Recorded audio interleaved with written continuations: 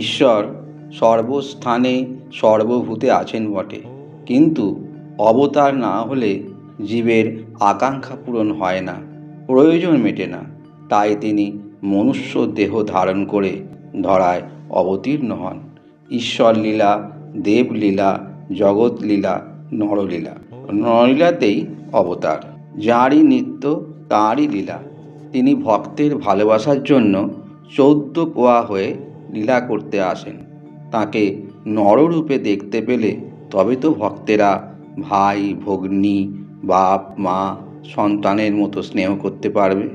প্রেম ভক্তি শেখাবার জন্য ঈশ্বর মানুষ দেহ ধারণ করে সময়ে সময়ে অবতীর্ণ হন। অবতারকে দেখা যা, ঈশ্বরকে দেখাও তাই। যদি গঙ্গার কাছে গিয়ে গঙ্গা জল স্পর্শ করে কেউ বলে গঙ্গা দর্শন করে গঙ্গা জল ছুঁয়ে এলাম, তাহলেই হলো। সব গঙ্গাটা হরিদ্বার থেকে গঙ্গাসাগর পর্যন্ত ছুঁতে হয় না।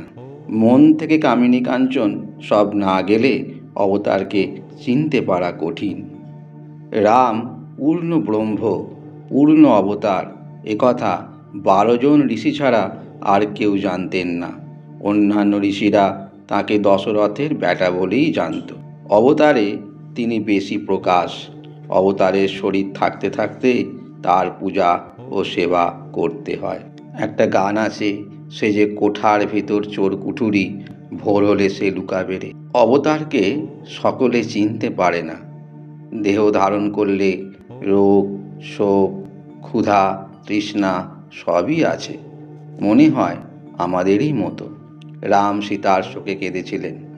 বড় বড় বাহাদুরি কাঠ যখন ভেসে আসে, তখন কত লোক তার উপরে চড়ে চলে যায়, তাতে সে ডোবে না। সামান্য একখানা কাঠে কাক বসলে অমনি ডুবে যায়। তেমনি যখন অবতারাদি আসেন, তখন কত শত লোক তাকে আশ্রয় করে তরে যায়।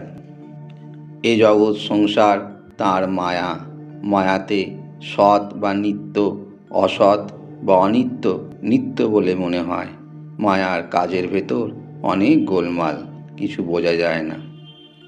আবার ঠাকুর শ্রীরামকৃষ্ণ বলছেন, কামিনী কাঞ্চনী মায়া, মায়াকে যদি চিনতে পারো আপনি লজ্জায় পালাবে। হরিদাস বাঘের ছাল পরে একটা ছেলেকে ভয় দেখাচ্ছিল। যাকে ভয় দেখাচ্ছে সে বলল, আমি চিনেছি, তুই আমাদের হরে। তখন সে হাসতে হাসতে চলে গেল। তিনিই সত্য, আর যা কিছু সব মায়ার কার্য। ব্রহ্ম সত্য, জগৎ মিথ্যা। মায়াতে নানা রূপ দেখাচ্ছে। ঝাড়ের কলম দিয়ে দেখলে নানা রং দেখা যায়, বস্তুত কোনো রং নাই। তেমনি প্রকৃতপক্ষে ব্রহ্ম বই আর কিছু নাই, কিন্তু মায়াতে, অহংকারেতে নানা বস্তু দেখাচ্ছে। মায়া কাকে বলে জানো? বাপ, মা, ভাই, ভগ্নী, স্ত্রী, পুত্র, ভাগ্নে, ভাইপো, ভাইঝি, এইসব আত্মীয়ের প্রতি যে টান ও ভালোবাসা। দয়া মানে সর্বভূতে ভালোবাসা। ঠাকুর শ্রীরামকৃষ্ণ আমাদের বললেন, জীবাত্মা ও পরমাত্মার মধ্যে এক মায়া আবরণ আছে। এই মায়া আবরণ না সরে গেলে পরস্পরের সাক্ষাৎ হয় না। যেমন অগ্রে রাম, মধ্যে সীতা এবং পশ্চাতে লক্ষ্মণ। এ স্থলে রাম পরমাত্মা ও লক্ষ্মণ জীবাত্মা স্বরূপ। মধ্যে মা জানকী মায়া আবরণ হয়ে রয়েছেন।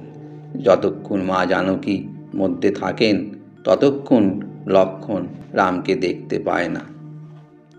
মায়া দুই প্রকার, বিদ্যা এবং অবিদ্যা। তার মধ্যে বিদ্যা মায়া দুই প্রকার, বিবেক এবং বৈরাগ্য। এই বিদ্যা মায়া আশ্রয় করে জীব ভগবানের শরণাপন্ন হয়। আর অবিদ্যা মায়া 6 প্রকার, কাম, ক্রোধ, লোভ, মোহ, মদ এবং মাৎসর্য। অবিদ্যা মায়া আমি ও আমার এই জ্ঞানে মনুষ্যদিগকে বদ্ধ করে রাখে, কিন্তু বিদ্যা মায়ার প্রকাশে জীবের অবিদ্যা একেবারে নাশ হয়ে যায়। যেমন যতক্ষণ জল খোলা থাকে ততক্ষণ সূর্যের প্রতিবিম্ব তাতে ঠিক ঠিক দেখা যায় না।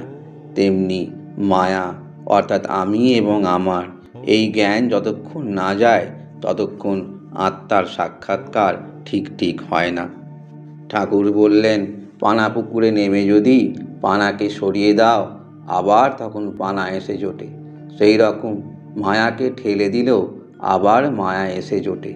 তবে যদি পানাকে সরিয়ে বাঁশ বেঁধে দেওয়া যায়, তাহলে আর বাঁশ ঠেলে পানা আসতে পারে না। সেই রকম মায়াকে সরিয়ে দিয়ে জ্ঞান ভক্তির বেড়া দিতে পারলে আর মায়া তার ভেতরে আসতে পারে না। সচ্চিদানন্দই কেবলমাত্র প্রকাশ থাকেন।